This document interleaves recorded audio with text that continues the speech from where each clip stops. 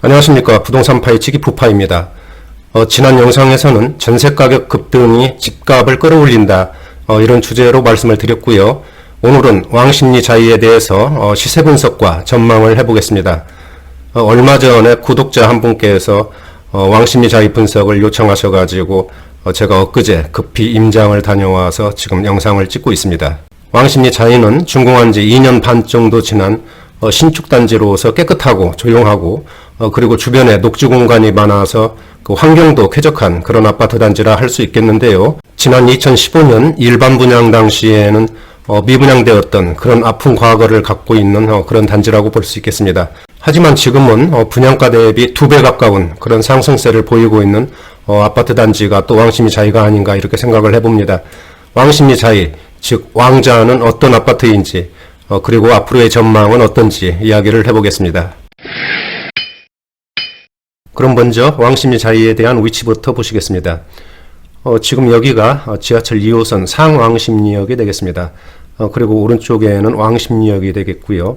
왼쪽에는 그 신당역이 되겠습니다.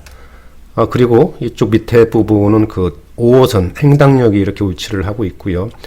바로 왕십리 자이는 정 가운데 여기에 이렇게 위치를 하고 있습니다. 따라서 좀 애매하기는 하지만은 상왕십리역과 5호선 행당역을 접근할 수 있는 도보로 접근할 수 있는 그런 위치라고 보시면 되고요. 도보로 약 10분 정도면은 접근하지 않을까 이렇게 생각을 해봅니다. 항공사진으로 한번 보실까요? 바로 이 가운데 여기가 그 왕십리 자이가 되겠습니다. 바로 여기가 상왕십리역이고요. 그 다음에 밑에 부분이 그 5호선 행당역이 되겠습니다. 제일 가까운 역은 상왕십리역과 행당역이라고 보시면 되고요. 또 주위에 이렇게 근린 공원들이 많이 포진해 있어서 공기도 좋고 환경이 쾌적한 그런 단지라고 보시면 되겠습니다. 다음은 왕십리 자이에 대한 일반 현황을 알아보겠습니다. 준공 연월은 2017년 7월이 되겠습니다. 따라서 현재 2년 반 정도 지난 신축이라고 보시면 되고요. 세대수는 총 7개 동에 713세대가 되겠고요. 여기에는 공공임대가 126세대가 포함된 그런 세대가 되겠습니다. 층수는 11층에서 20층으로 이렇게 건축이 되어 있고요. 평형은 22평에서 34평까지 다양하게 구성이 되어 있습니다. 용적률을 보시면은 226%, 그리고 건폐율은 18%가 되겠습니다. 세대당 주차 대수는 1.3대, 건설사는 그 유명한 GS건설에서 건축을 했습니다. 난방은 개별 난방, 도시가스고요. 전세가율은 현재 52%에서 58% 정도 이렇게 나타나고 있습니다. 다음은 왕십리 자이에 대한 장점과 단점을 알아보겠습니다. 먼저 왕십리 자이에 대한 장점부터 알아보면은 왕십리 자이는 현재 그 2년 반 정도 지난 신축 단지입니다. 그리고 초역세권은 아니지만 2호선 상왕십리역과 5호선 행당역을 도보로 10분 이내면은 접근할 수 있는 그런 위치에 있습니다. 그리고 강남, 광화문, 시청 등 그 업무지구와 멀지 않은 직주근접 단지이고 주변에 무학봉 근린공원, 응봉공원 등 그 풍부한 녹지 공간이 있어서 환경도 쾌적하다고 이렇게 볼 수 있고, 아파트 단지 내에 구립 어린이집이 있어서 어린아이가 있는 가정에서 거주하기 아주 편리한 그런 단지라고 하겠습니다. 그리고 자이라는 브랜드 파워와 훌륭한 커뮤니티 시설도 왕십리 자이의 큰 장점이라고 할 수 있겠네요. 그럼 왕십리 자이에 대한 단점은 무엇인지 알아보겠습니다. 우선 언덕에 위치하고 있습니다. 이게 제일 큰 단점이 되겠지요. 두 번째는 전철역과 거리가 좀 애매한 위치에 있다.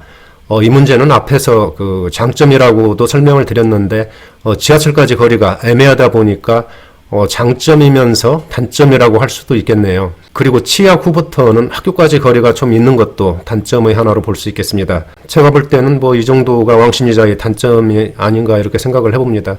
세대수도 700세대가 넘는 그런 작은 단지도 아니고요. 다음은 왕십리 자이에 대한 시세 현황을 알아보겠습니다.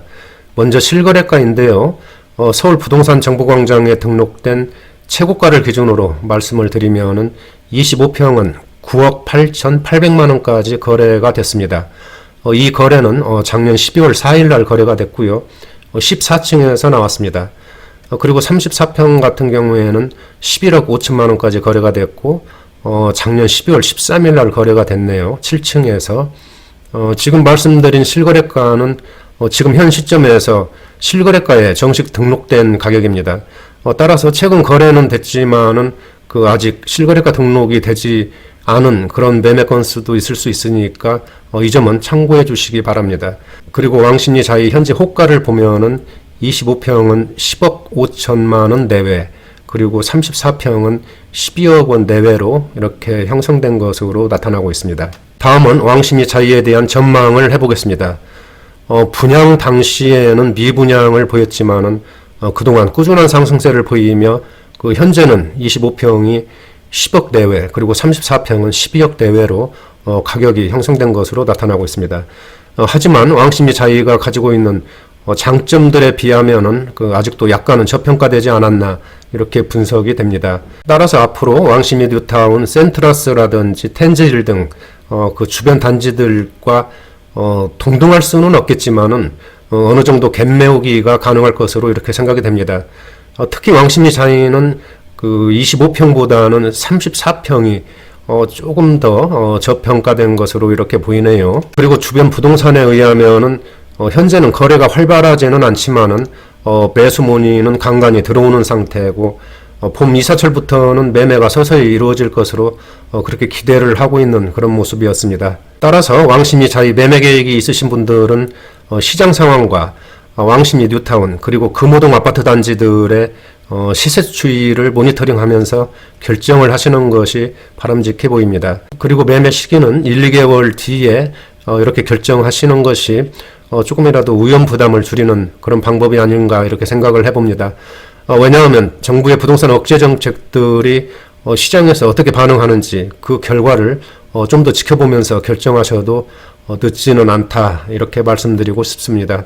지금까지 왕십리 자이에 대한 시세 분석과 앞으로의 전망을 해봤고요. 다음 영상에서는 얼마 전에 입주한 따끈따끈한 아파트 단지 고덕 그라시움에 대해서 시세 분석과 앞으로의 전망을 해보는 그런 시간을 갖도록 해보겠습니다. 오늘도 좋아요와 구독 부탁드립니다. 감사합니다.